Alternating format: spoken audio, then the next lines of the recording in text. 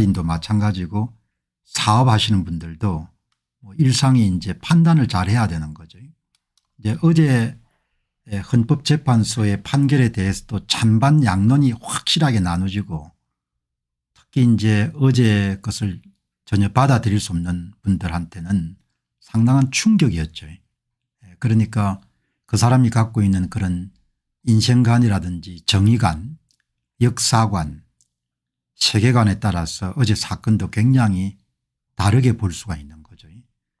뭐 저 같은 경우는 어제 헌법재판소의 재판관들의 판결문을 보면서 도저히 이제 읽을 수가 없을 정도로 납득할 수 없을 정도로 그렇게 어처구니 없는 그런 판결문이 내린 거죠. 그런데 이제 오늘 방송 보시는 분들에게 뭐 하고 싶은 이야기는 뭐 그럼에도 불구하고 계속 삶은 계속되니까 너무 낙담하지 말고 사태를 이제 추스려서 다시 일어설 수 있는 그런 용기와 힘을 가져야 되지 않겠느냐 그런 생각을 하게 됩니다. 어제 헌재 판결은 상당히 이제 중요한 판결이죠. 중요한 판결이고 특히 이제 선거 공정성에 관해서 헌법재판소의 재판관들 시각을 엿볼 수가 있었고 뭐 그런 부분에 대해서 판사들 세계에서 공유되는 것처럼 전혀 이제 문제의식이 없기 때문에 어제 대통령을 파면하는 그런 결정을 내렸지 않습니까? 한국의 근현대사 전체를 통해 가지고 일반 개인의 삶뿐만 아니고 한국 호의 진로에 지대한 영향을 미치는 그런 판결이 어제 내려진 셈이죠. 그러니까 어떻든 간에 그럼에도 불구하고 삶은 계속되니까 뭐 낙담하거나 지나치게 실망하거나 뭐 그렇게 할 필요는 없을 것 같다 그렇게 생각이 들고 냉정하게 이제 상황을 판단하고 이제 전망을 해야 되는 거죠. 그리고 이제 어떻게 해야 될 것인가를 선택해야 되는 그런 문제인데 어떻든 간에 이제 그동안 이제 저도 뭐 열심히 노력해 왔던 선거 공정성 이슈가 명명백백하게 드러나거나 이럴 가능성이 이제 과거에 비해서 많이 낮아지게 된 거죠. 낮아지게 됐기 때문에 대한민국의 이제 체제라든지 이런 부분들에 영향을 상당히 많이 미치는 그런 결정이지 않겠느냐 그런 생각을 하게 됩니다. 저는 뭐 젊은 날부터 이렇게 체제의 변화 이런 부분에 대해서 굉장히 깊은 관심을 가져왔기 때문에 그런 부분에도 글을 쓰고 노력을 해온 거죠.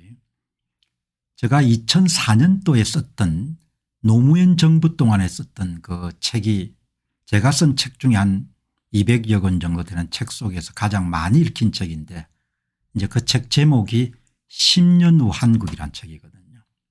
이제 10년 후 한국이란 그런 체제 책 속에서도 그게 벌써 20년이 흐른 겁니다. 10년 후 한국이란 책을 쓰고 그때도 이제 한국의 체제가 이렇게 변질되어 가는 것 그리고 또 친중 국가의 영향력을 중국의 영향력 하에 놓이는 부분들 그리고 이제 노동계의 그런 친북 성향들 이제 이런 부분들을 굉장히 걱정하고 그래서 한국이 상당히 참 많이 어려워질 것이다 그렇게 예상을 했습니다. 2004년입니다. 그게 2004년도에 김대중 주필이 이제 다른 사람 글을 참 인용을 안 하는데 그때 제가 썼던 10년 후 한국이란 책을 인용할 정도였으니까 뭐 사람 입에 많이 오르내린 거죠. 그때 이제 제 나이가 이제 40대 초반인데 뭐 30대부터 끊임없이 이렇게 체제 변화, 체제 변혁 이런 부분에 대한 관심을 많이 가졌기 때문에 이제 선거 공정성 이슈뿐만 아니고 어제 헌법재판소 재판관들의 판결에 대해서도 지대한 그런 관심을 갖고 지켜본 거죠. 그래서 이제 어떻든 간에 체제라는 것은 일단 경로가 결정되게 되면은 대개 경로가 이번처럼 그런 최고재판소의 판결 그리고 정책 제도 이런 것이 그 당시를 살아가던 사람은 그냥 막 우연히 그렇게 결정했는데 그 작은 정책이나 제도가 나라의 물꼬를 완전히 바꿔버리죠. 그걸 이제 사회과학을 하시는 분들은 이론으로 그렇게 경로의존성 Path Dependent Theory라고 이렇게 이야기하는 경로의존성 이론.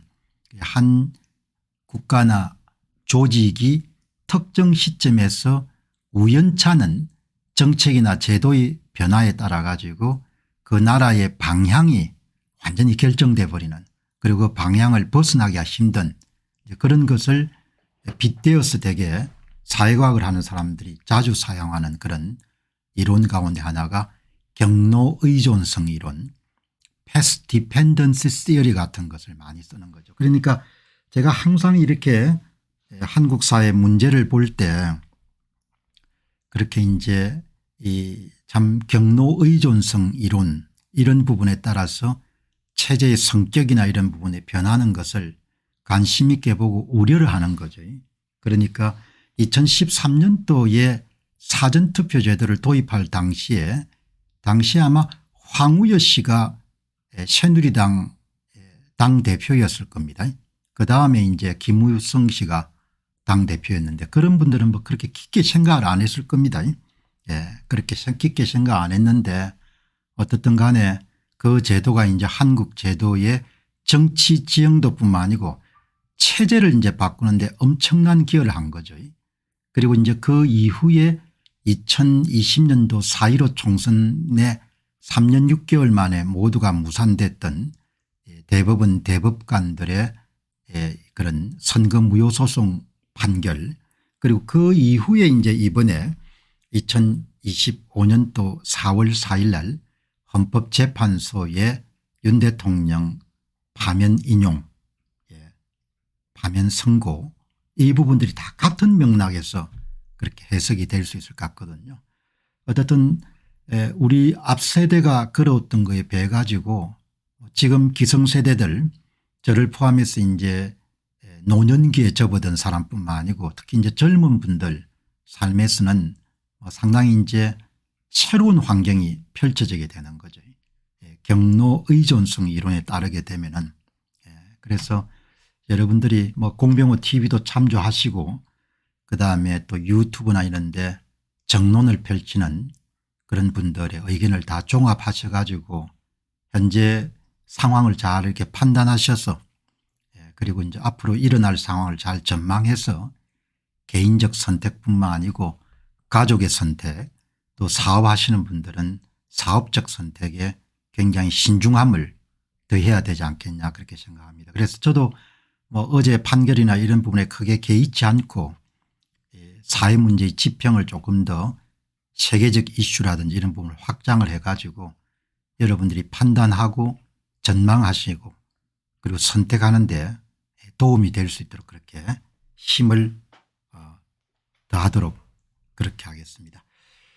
자, 이렇게 이제 보시게 되면은 이제 오늘 가장 이렇게 중요한 이슈가 이 트럼프 관세입니다. 이 트럼프 관세가 어마어마하게 중요한 그런 사안이고 아마 지금 한국에서 제조업 하시는 분들 가운데 미국에 수출을 하지 않는 분들은 거의 없을 겁니다. 거의 없을 텐데 그분들이 사업을 20, 30년 그렇게 해오셨으면은 20, 30년의 가장 큰 도전 과제를 맞은 거죠. 그러니까 이제 우리가 내부 정치적인 문제 때문에 굉장히 이제 혼란을 거듭해 왔는데 이 이제 무역 전쟁이 시작이 된 겁니다. 무역 전쟁이. 그러니까 이번에 이제 트럼프 행정부의 그런 정책 의도는 대놓고 이런 이야기를 하지 않지만 미국에서 팔 것 같으면 가능한 미국 와서 만들어서 팔아라 이야기인 거죠. 그렇지 않으면은 시장에 대한 접근성을 보장받기 위해서 일종의 통행세를 내야 된다. 이런 부분이